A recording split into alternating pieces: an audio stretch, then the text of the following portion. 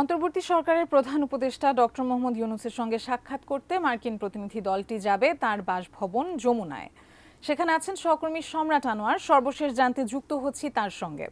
সম্রাট, যমুনা থেকে কি তথ্য আছে আপনার কাছে, আমাদের জানাবেন।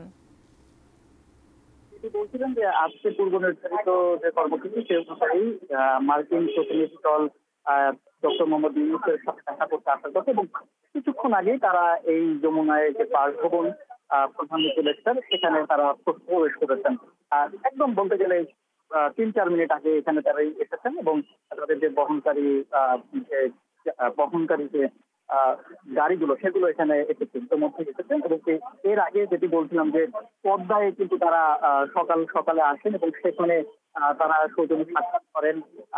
সেখানে আমাদের যে পররাষ্ট্র উপদেষ্টা আছেন তার সঙ্গে সাক্ষাৎ করেন এবং অর্থ উপদেষ্টাও সেখানে ছিলেন, এবং সেখানে তাদের মধ্যে যে অনুদান সংক্রান্ত, উন্নয়নমূলক অনুদান সংক্রান্ত যে সেটি হওয়ার কথা রয়েছে বলে আমরা জেনেছি। তো আসলে যে পরিস্থিতিতে যে মার্কিন প্রতিনিধি দল এখানে এলো সেটি কিন্তু বোঝার বিষয় আছে। কেননা আপনারা জানেন যে বাংলাদেশের যে এখন পরিস্থিতি, রাজনৈতিক যে পট পরিবর্তন, তারপরে দেখছি যে বাংলাদেশের যে অবস্থা, অর্থনৈতিক অবস্থা, সেটি কিন্তু এখন খুব একটা সুবিধাজনক অবস্থায় নেই। সেটি বারবার এই অন্তর্বর্তীকালীন সরকারের যারা আছেন তাদের পক্ষ থেকে বারবার বলা হয়েছে।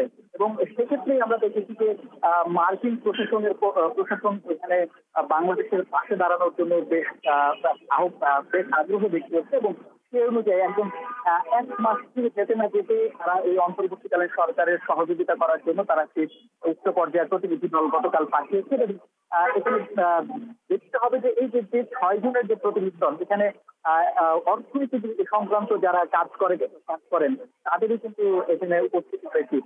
আপনারা পূর্বেই জেনেছেন যে এই যে প্রতিনিধি দলটি এসেছেন সেটি কিন্তু নেতৃত্ব দিচ্ছেন যুক্তরাষ্ট্র রাজস্ব ও অর্থ দপ্তরের আন্তর্জাতিক অর্থায়ন বিষয়ক সহকারী আন্ডার সেক্রেটারি ব্রেন্ট হেইম্যান, এবং তার সাথে যারা আছেন তারাও কিন্তু অর্থনৈতিক বিষয়গুলো বিবেচনা রাখেন।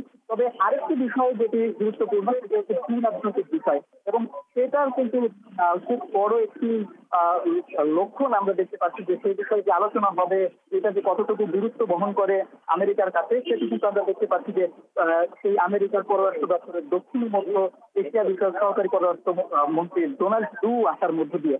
এবং আমরা দেখেছিলাম যে বিগত যে নির্বাচন হয়েছিল সেই নির্বাচনের সময় এই ডোনাল্ড ডু এসেছিলেন এবং বাংলাদেশের যে রাজনৈতিক পরিস্থিতি সেটি নিয়েও তার যে অবস্থান এবং সেই সাথে মার্কিন প্রশাসনের যে অবস্থান সেটি কিন্তু স্পষ্টভাবে তারা দায়িত্বে ছিলেন। তো আসলে তিনি আসার মধ্যে দিয়ে আসলে দুটো বিষয় এখানে প্রাধান্য পাচ্ছে, যে অর্থনৈতিক বিষয়টি যেমন এখানে প্রাধান্য পাচ্ছে, কিন্তু একইভাবে এখানে যে বাংলাদেশের ভূ রাজনৈতিক অবস্থান, বাংলাদেশের রাজনীতি নিয়ে তারা কি ভাবছেন সে বিষয়টি তারা বিবেচনা করছেন। এখন আসলে এখানে আজকে তারা এলেন এবং এসে এই অন্তর্বর্তীকালীন সরকার প্রধানের সাথে তারা বসবেন এবং তার কি কি চাওয়া আছে কিংবা তিনি কিভাবে সহযোগিতা চাইবেন এবং মার্কিন প্রশাসন কতটা সহযোগিতা করতে পারবে এইসব বিষয় নিয়ে আসলে এখানে আলোচনা হবে। এবং পরবর্তীতে এখানে পররাষ্ট্র উপদেষ্টার পক্ষ থেকে এবং পররাষ্ট্র মন্ত্রণালয়ের পক্ষ থেকে মূলত আনুষ্ঠানিকভাবে এখানে ব্রিফিং করা হবে, এবং ব্রিফিং এ আসলে জানা যাবে যে কোন কোন বিষয়ে এখানে অগ্রাধিকার পেয়েছে বিপক্ষের আলোচনায়।